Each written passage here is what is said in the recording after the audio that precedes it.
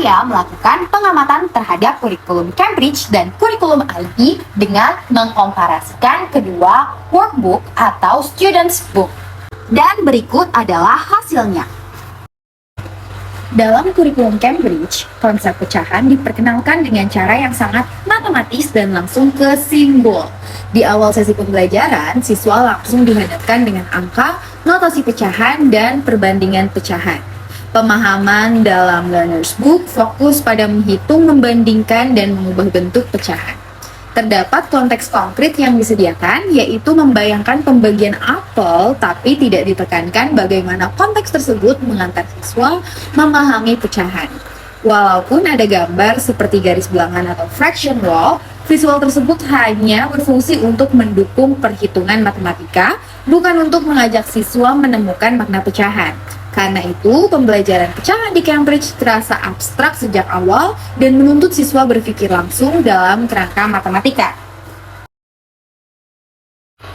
Kurikulum IB memperkenalkan pecahan melalui proses penemuan yang dituntun atau discovery learning.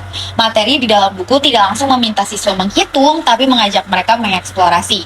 Contoh soal yang ada dalam Learner's Book bisa dijadikan proyek konkret yang membantu pemahaman siswa tentang apa itu pecahan, bagaimana hubungan antara part of a whole, dan bagaimana atau kenapa pecahan bisa memiliki nilai tertentu.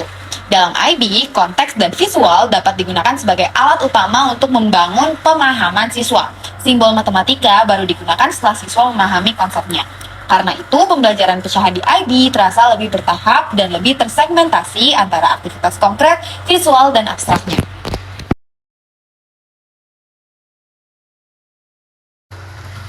Kekuatan pertama yaitu numerasi yang tinggi. Siswa SD di Indonesia sering dihadapkan dengan soal-soal hitungan tertulis. Nah, pendekatan Cambridge membantu siswa terbiasa dengan simbol dan perhitungan, sehingga mendukung kesiapan menghadapi ujian dan asesmen. Selain itu, ada kecepatan dan ketepatan. Siswa di Indonesia sudah terbiasa dengan angka sejak awal. Pendekatan Cambridge bisa dibilang efektif karena secara instan menunjukkan cara pemecahan soal, tidak melalui penemuan yang panjang. Sebagian besar siswa SD masih membutuhkan visual dan pengalaman langsung. Pendekatan IB yang menuntun penemuan membantu siswa membangun konsep pecahan secara perlahan dan berdasarkan pengalaman konkret. Yang kedua adalah pemaknaan. Dalam konteks Indonesia, siswa sering bisa menghitung tetapi tidak paham konsepnya. Jadi, jika soalnya diubah atau ditwist sedikit, mereka akan langsung bingung. Pendekatan IB membantu mengatasi masalah ini dengan menekankan pemahaman. Pendekatan Cambridge yang minim konteks dan pengalaman nyata membuat siswa sulit memaknai pecahan itu sendiri dan mengaitkan pecahan dalam konteks kehidupan sehari-hari. Yang kedua adalah kreativitas guru. Kreativitas guru di Indonesia masih minim dan cenderung hanya mengikuti panduan buku dalam membuat pembelajaran. Sehingga, jika buku tidak menyediakan proses konkret, maka siswa akan kehilangan proses matematis, konkret, visual, dan abstrak. Perlunya penguatan. Sistem asesmen di Indonesia masih menilai secara numerik. Jika pendekatan IB tidak diimbangi dengan latihan, siswa bisa tertinggal dalam kemampuan berhitung, karena aktivitas belajar berfokus pada proyek dan eksplorasi yang cukup panjang.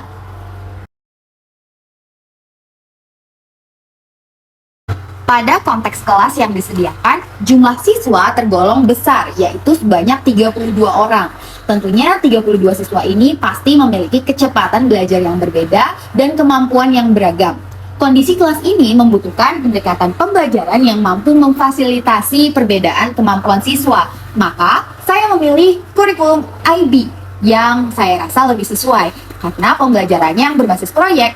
Melalui kegiatan proyek, pembelajaran tidak hanya menekankan pemahaman materi, tapi juga mengembangkan keterampilan sosial dan psikomotorik. Dengan demikian, siswa dengan berbagai kelebihan dan keterbatasan dapat bekerja sama untuk saling melengkapi dan berkontribusi sesuai perannya masing-masing.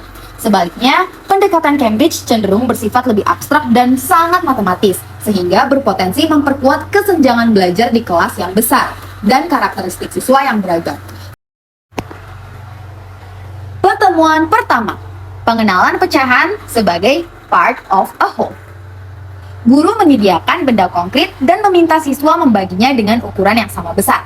Guru menuntun hasil penemuan menjadi pemaknaan pecahan. Guru memberikan tantangan untuk membentuk beberapa pecahan menggunakan benda konkret.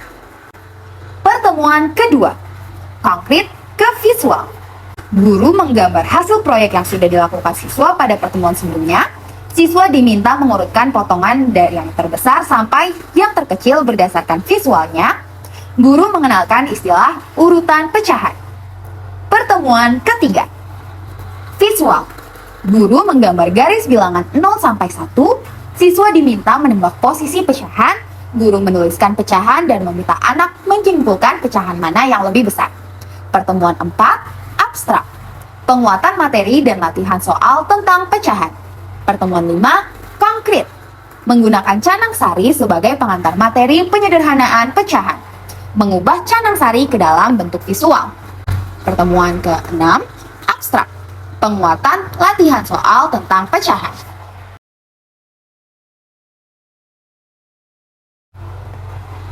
Melalui kegiatan membuat canang sari menggunakan daun busung, siswa mampu menyederhanakan pecahan 3/6 dan 2/4 menjadi 1/2 dengan menjelaskan persamaan dari pecahan tersebut dan memberikan minimal satu alasan benar. Bahan yang digunakan adalah daun busung, gunting, dan penggaris. Langkah kegiatan pembuka, inti, dan penutup. Pembuka, berkumpul dalam kelompok, berdiskusi tentang canang sari, siapa yang pernah membuat, dan cara pembuatannya. Guru menjelaskan bahwa kita akan belajar pecahan melalui canang sari. Kegiatan inti, masing-masing dari kelompok diberikan 3 daun busung. Guru memberikan instruksi pembuatan canang. A. 1/2 bagian daun pertama akan dijadikan canang sari. B. 2/4 bagian daun kedua akan dijadikan canang sari. C. 3/6 bagian daun ketiga akan dijadikan canang sari. Guru meminta siswa untuk mengubah daun pertama, kedua, dan ketiga ke dalam bentuk gambar. Guru berdiskusi dengan siswa untuk menganalisis persamaan dan perbedaan dari ketiga daun busung. Guru menjelaskan penyederhanaan pecahan dan hubungan faktorisasi. Kegiatan penutup. Guru merefleksikan pembelajaran bersama dengan siswa serta pemaknaan ukuran pada canang dalam budaya Indonesia serta dalam matematika. Diskusi canang sari. Siswa dengan pengetahuan budaya atau memiliki pengalaman tentang canang sari bisa ditonjolkan. Siswa lain dapat mengasah komunikasi ide dalam diskusi. Kerja kelompok. Dalam kerja kelompok, ada banyak kemampuan yang diakomodir seperti A. Siswa dengan kemampuan matematis bisa membagi daun.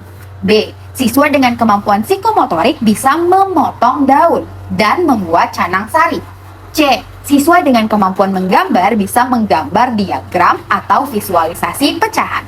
D. Semua siswa dapat bersosialisasi untuk menyatukan ide. Penilaian ketepatan siswa dalam membagi daun menjadi pecahan yang ditentukan. Penilaian ini dilakukan dengan mengamati kemampuan siswa saat membagi daun busung sesuai instruksi, yaitu menjadi 1/2, 2/4, dan 3/6. Guru menilai apakah setiap bagian daun memiliki ukuran yang sama dan sesuai dengan pecahan yang diminta. Melalui penilaian ini, guru dapat mengetahui sejauh mana siswa memahami konsep pecahan serta mengidentifikasi siswa yang masih mengalami kesulitan dalam menentukan pecahan. Penilaian representasi visual, kesesuaian gambar dengan bentuk pecahan yang disusun dari daun busung. Penilaian representasi visual dilakukan dengan menilai gambar yang dibuat siswa berdasarkan hasil pembagian daun busung. Guru memperhatikan kesesuaian gambar dengan bentuk pecahan yang telah disusun, termasuk proporsi bagian dan kejelasan visual. Penilaian ini bertujuan untuk melihat kemampuan siswa dalam mengolah objek konkret menjadi bentuk visual, serta memastikan bahwa siswa memahami konsep pecahan tidak hanya melalui praktik langsung, tetapi juga melalui representasi visual. Keterbatasan waktu. Aktivitas di kelas melibatkan diskusi budaya, hands-on daun busung, pembuatan canang sari, serta diskusi konsep pecahan yang membutuhkan waktu panjang. Sementara itu, durasi jam pelajaran terbatas. Terdapat resiko bahwa pembelajaran menjadi terburu-buru sehingga pemahaman siswa terhadap konsep tidak maksimal. Solusinya adalah saya menyarankan upaya pembelajaran flipped learning digunakan sebagai pemecahan solusi. Pembelajaran dapat dibagi menjadi 3 fase, yaitu pre-class, in-class, dan after-class. Sehingga pada saat pertemuan di kelas atau in-class dapat berfokus pada aktivitas praktik inti dan diskusi mendalam tentang pecahan itu sendiri.